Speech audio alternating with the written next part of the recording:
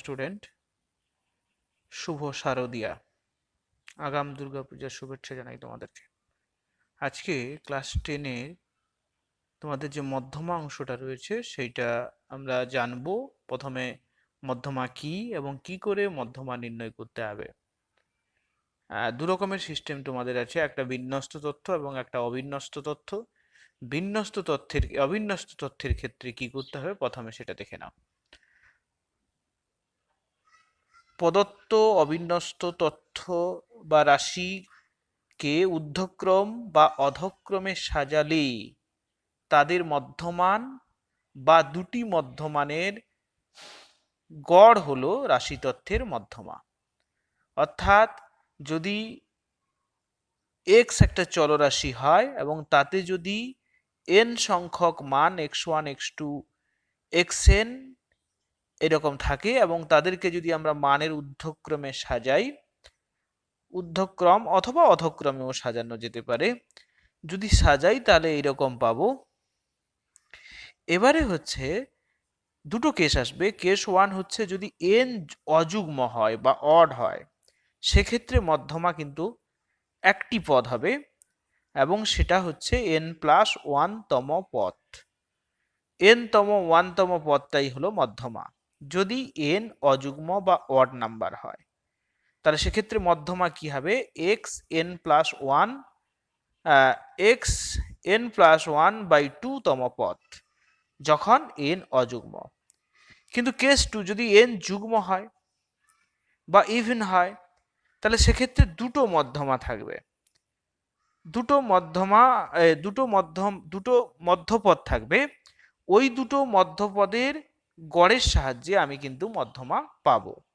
যেরকম এন যদি যুগ্ম হয় তাহলে সেক্ষেত্রে দুটো মধ্যপদ, একটা হচ্ছে এক্স এন বাই 2 তম পদ এবং আরেকটা হচ্ছে এক্স, এই যে এটা এন বাই 2 প্লাস 1 তম পদ। তাহলে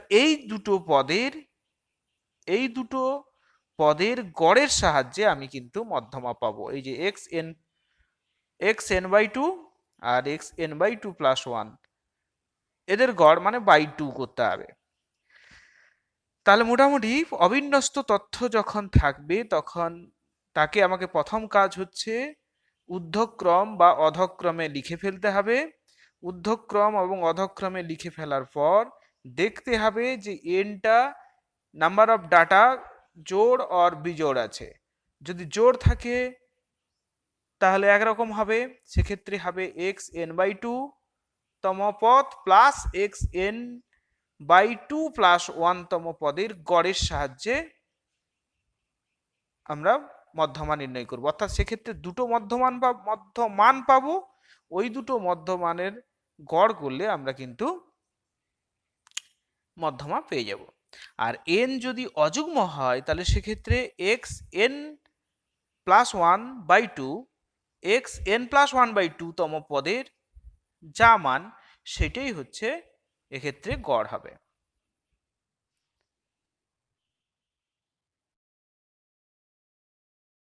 অঙ্কটা দেখো, বলছে নিচে 70 জন ছাত্রের ওজনের পরিসংখ্যা বিভাজন ছক থেকে ওজনের মধ্যমা নির্ণয় করো। তাহলে এইরকম একটা টেবিল তোমাকে দেওয়া আছে।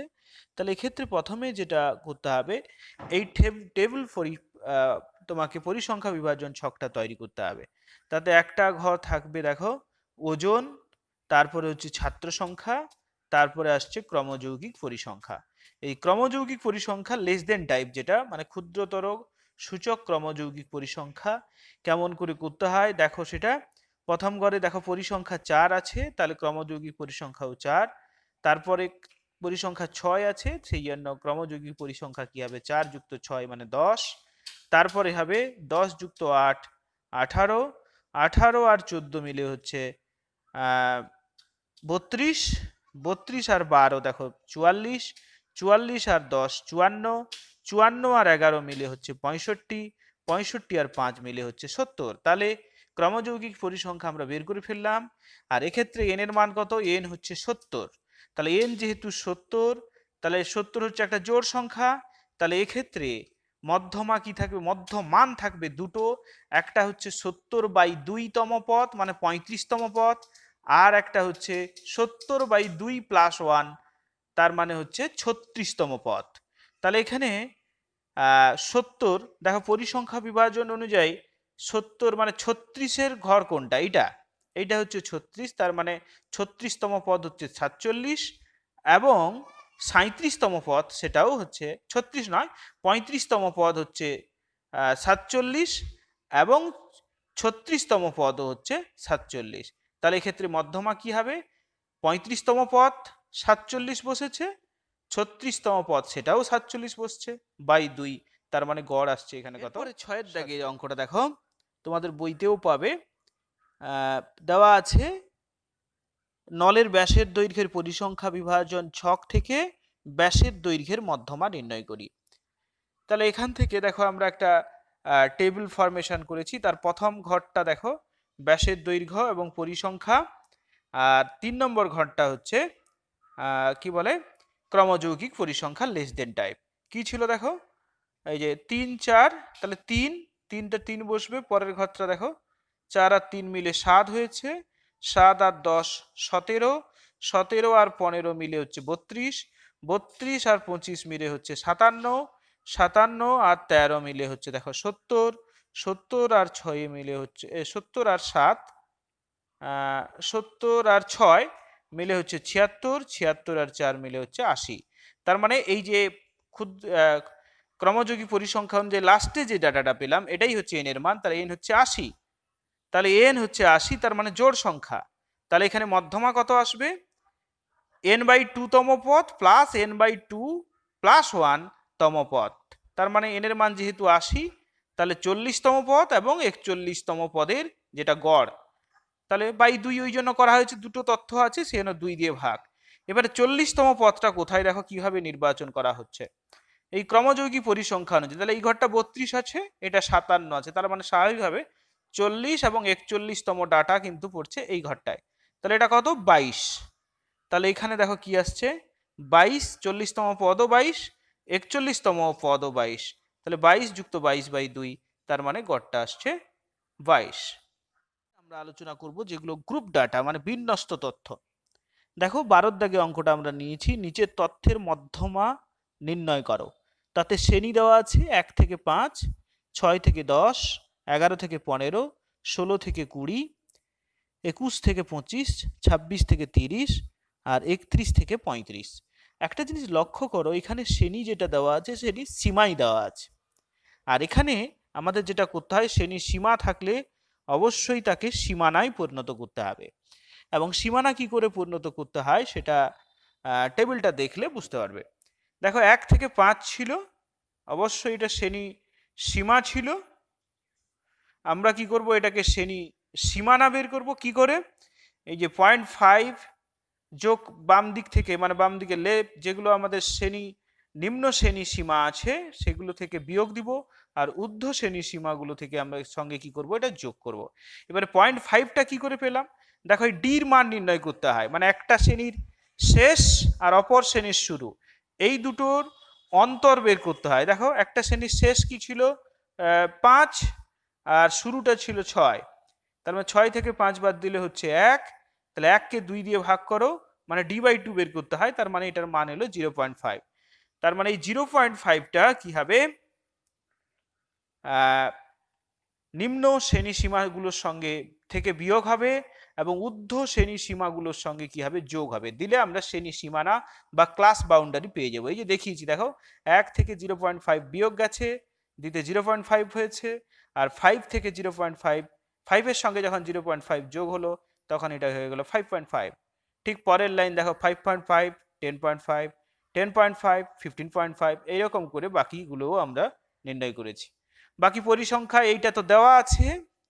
এরপরে যেটা নির্ণয় করতে হবে সেটা হচ্ছে ক্রমযৌগিক পরিসংখ্যা, ক্ষুদ্রতর টাইপ, যেটা পরিসংখ্যা থেকেই আমরা পাবো। দেখো এখানে 2 আছে, 2 থাকলো, তার মানে এই ঘরটায় কি আসবে, 3 আর 2, মানে এই দুটো যোগ 5, তারপরে 5 আর 6 যোগ হয়ে 11, 11 আর 7 যোগ হয়েছে 18, 18 আর 5 23, 23 4 27, 27 আর 3 মিলে 30। তাহলে দেখা গেল, তাহলে শেষ পর্যন্ত যে ডাটাটা এলো সেটা হচ্ছে 30। তার মানে এখানে এন এর মান হচ্ছে 30, n/2 হচ্ছে 15। এবার 15 কোন ঘরটায় পড়ছে সেটা দেখতে হবে। দেখো 15 এটা হচ্ছে 11, তাহলে 15 পড়ছে এই ঘরটায়। তাহলে 15 যেহেতু এই ঘরটায় পড়ছে, তার মানে এইটা হচ্ছে শ্রেণী মধ্যমা শ্রেণী। এটাই হচ্ছে মধ্যমা শ্রেণী, মানে 15.5 থেকে 20.5। তাহলে এখানে এটা উল্লেখ করতে হয় যে 15.5 থেকে 20.5 হলো মধ্যমা শ্রেণী। এবং এক্ষেত্রে মধ্যমা নির্ণয়ের একটা সূত্র রয়েছে, সেটা হলো L plus n/2 minus CF whole into H by F। এলটা হলো মধ্যমা শ্রেণীর lower limit, lower class boundary, তার মানে 15.5 এল এর মান। আর n/2টা কত, এই তো আগে বের করেছি, সেটা হচ্ছে 15।